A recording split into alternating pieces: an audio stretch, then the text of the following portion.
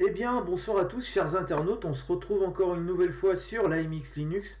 Donc, j'utilise VocoScreen pour les screencasts vidéo. Donc, ce soir, de quoi on va parler? On va parler de deux logiciels très sympas, enfin, un paquet logiciel, LocalSend, open source bien sûr, et KDE Connect sur MX Linux. Le sujet de la prochaine vidéo, ça sera la personnalisation, comme vous le voyez ici avec XFCE, Bureau XFCE. Et je parlerai également des conquis, puisque MX Linux embarque pas mal de conquis. Donc là, j'ai un conquis personnalisé. Je vous ferai voir comment on peut installer tout ça. Donc des choses simples, rien de gourou, rien de sorcier. Voilà, c'est, on va dire, au niveau ras des pâquerettes. Vous allez voir, ça va être vraiment simple. Donc voilà. Alors ce soir, j'avais envie de parler de deux logiciels, donc LocalSend et KDE Connect. Voilà, tout simplement. Alors, pour LocalSend, vous avez un DEB qui est disponible ici, ou un TAR, comme vous voulez. Moi, je vous conseille un DEB pour la MX Linux. Quant à KDE Connect, vous l'aurez dans Synaptic. Voilà. Vous allez dans la barre de recherche de Synaptic, vous tapez KDE Connect. Et normalement, il doit vous trouver KDE Connect. Là, c'est la version 22.12.3-1. Voilà. Connexion de smartphone à des appareils de bureau. Alors, LocalSend et KDE Connect, c'est simple. C'est quand vous avez un smartphone. Et ben, c'est tout simple. Vous pouvez transférer des fichiers vidéo, images, des fichiers également de bureautique, ce que vous voulez. Donc, ça permet de créer un transfert entre le smartphone et votre PC, tout simplement, sans utiliser grâce au Wi-Fi, sans utiliser de port USB. Donc voilà.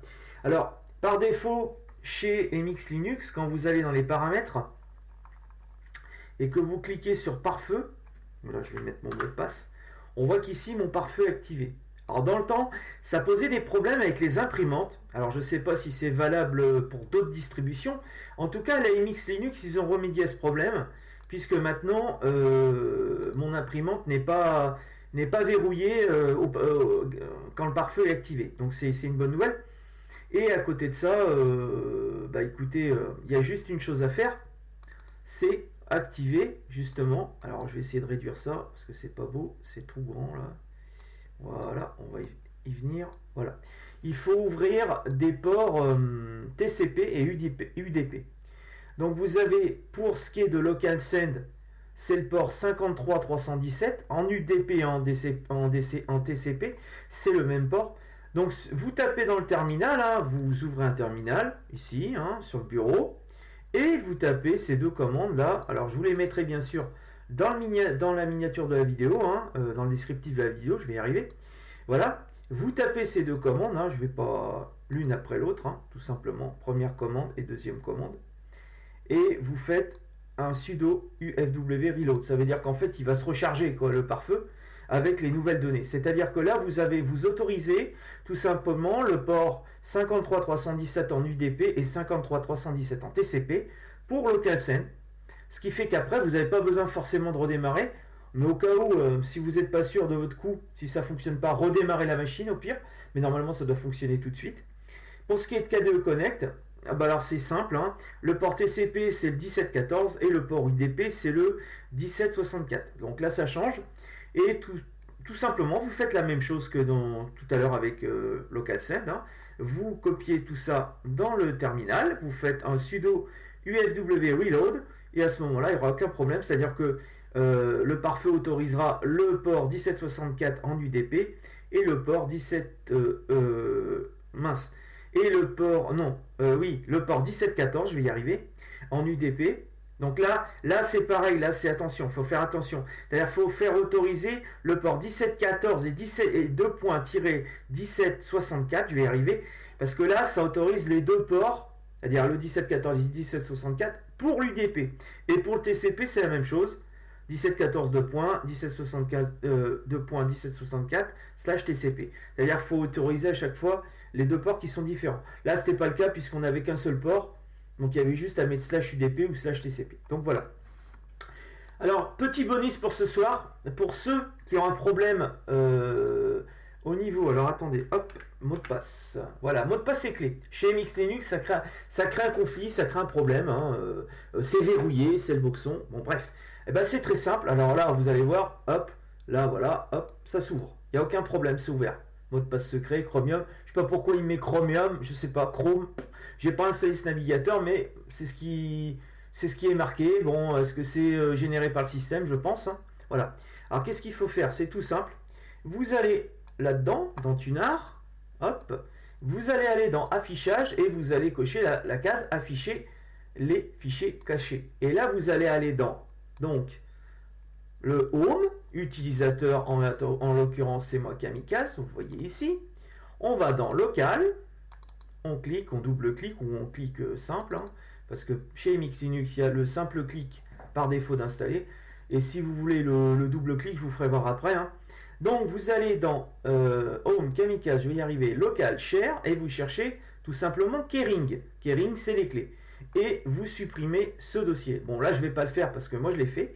Vous supprimez le dossier, vous redémarrez votre machine, et là, ça ne créera aucun problème. Ce genre de problème apparaît quand vous installez Discord. Il vous demande le mot de passe, de déverrouiller le mot de passe. Et une fois que Discord sera ouvert, alors attendez, qu'est-ce que... Non, je ne vais pas enregistrer de modification. Voilà. Une fois que Discord est ouvert, il vous balance ça. Voulez-vous mettre le mot de passe? Alors, vous mettez votre mot de passe d'utilisateur, mais ça ne fonctionne pas. Donc vous faites ce que je vous ai dit, vous supprimez le fichier Kering et ça posera aucun problème au redémarrage. Donc je vais revenir aussi au niveau du simple clic et double clic là. Je vais remettre décocher, afficher les fichiers cachés. On va revenir à un affichage normal. Donc là vous faites, je ne sais plus si c'est paramètres. Alors modifier affichage. C'est par là.